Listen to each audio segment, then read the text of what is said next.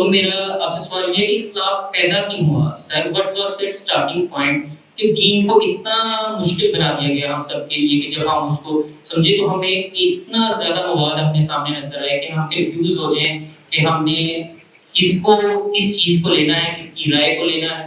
تو کیوں اتنا مشکل بنا دیا گیا؟ what was that starting point؟ کیونکہ حضور صلی اللہ علیہ وسلم نے تو ہماری طرف صرف حق کا پیغام پہنچایا، اللہ کا پیغام پہنچایا، ایک ہی پیغام پہنچایا.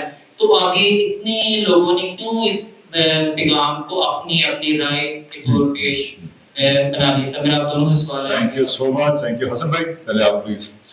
کہ دیکھیے پہلے تو اس واہمے کو ختم کر لیں کہ اتنے سارے اختلافات ہیں. اس وقت بھی مذہب اسلام کی جو ریپرزنٹیٹیو تھیوریز ہیں، تعبیرات ہیں، وہ 4 سے زیادہ نہیں. دین کی ایک صوفیانہ تعبیر ہے، دین کی ایک سلفی تعبیر ہے، دین کی ایک فقہی تعبیر ہے، اور دین کی ایک وہ تعبیر ہے جس کو تبستان شبلی کے علماء آج کے دور میں پیش کر رہے ہیں. یہ 3-4 تعبیرات ہیں. ان 3-4 تعبیرات میں 3-4 بڑے لوگ ہیں جنہوں نے کچھ بیسکس انڈرسٹینڈنگ کے اندر، کانسیپٹس کے اندر اختلافات کیے ہیں.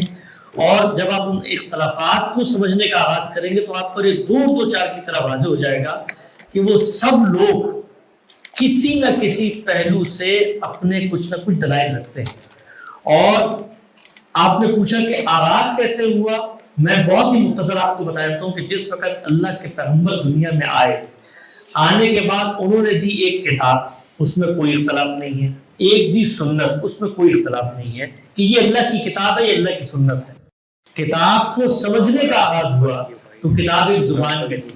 اس کو سمجھنے میں بعض لوگوں نے اختلاف کیا، اور اختلاف کی وجہ کیا بنی کہ بہت ساری ایسی چیزیں جو پیغمبر کے عمل سے ہسٹوریکلی آپ کے پاس آ رہی تھی، آپ کو ان کی اور قرآن مجید کی ریلیونس کو ثابت کرنا تھا، یعنی قرآن اور حدیث کے باہمی تعلق کو سمجھنا تھا.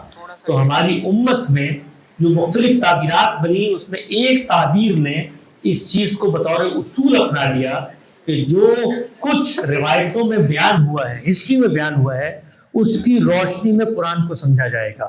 یہ بنیادی اختلاف کی نوعیت ہے. آپ کو بعد میں جتنے اطلاقی اختلافات نظر آتے ہیں اسی پرنسپل اپروچ کے تحت ہیں. تو کوئی بہت زیادہ اختلافات نہیں ہیں. ان اختلافات کو اہل علم علماء نے سلجھانے کی کوشش کی ہے. اچھے طالب علم بنے، زندگی میں جس طرح ڈیڈیکیشن کے ساتھ وقت نکالتے ہیں ڈسکورسز کو پڑھنے کا، 4 مہینے نکالتے ہیں نا ایک سبجیکٹ ایک سیمسٹر کو پڑھنے کا. میں دعوے سے کہتا ہوں یہ بات پوری دنیا میں کہ صرف اور صرف 3 مہینے اسلام کے علمی اور شعوری مطالعے کو دیتے ہیں. 3 مہینے. اور ہم نے اس کے نصابات بنا دیے ہیں. ہم آپ کو یہ بتائیں گے کہ یہ کیا کہتے ہیں، یہ کیا کہتے ہیں، اور ہم کیا کہتے ہیں، اور پوری اللہ کی کتاب پڑھائیں گے اور اس کے بعد آپ پہ چھوڑ دیں گے. تو ہم لوگ کبھی بھی وہ کام نہیں کرتے کہ جس سے علمی انداز میں اکیڈیمکلی اس چیز کو سلجھا سکے. ادھر تقریر سنی، ادھر بات سنی، اس سے ایک تاثر بنایا. اسلام میں تو بڑے اختلافات ہیں. میں ابھی آپ سے اگر پوچھوں پلٹ کے کہ مجھے 5 بڑے اختلافات بتا دیں تو 5واں نقطہ بیان کرنا مشکل ہو جائے گا. اور جو باتیں ہم بتائیں گے وہ سب ضمنی نوعیت کی ہوں گی، فروعی نوعیت کی ہوں گی. تو اسلام کی تعبیرات میں بھی اللہ کا یہ بڑا فضل، کرم، احسان و انعام ہے کہ امت کی اتنی بڑی تعداد، اتنے بڑے علماء نے دین پر غور و فکر کیا. وہ سب امت کے محسنین ہیں، اور ایک ایسی روایت وجود پذیر کی کہ جس میں پہلے بھی غور و فکر ہوا ہے، آج بھی غور و فکر ہو رہا ہے.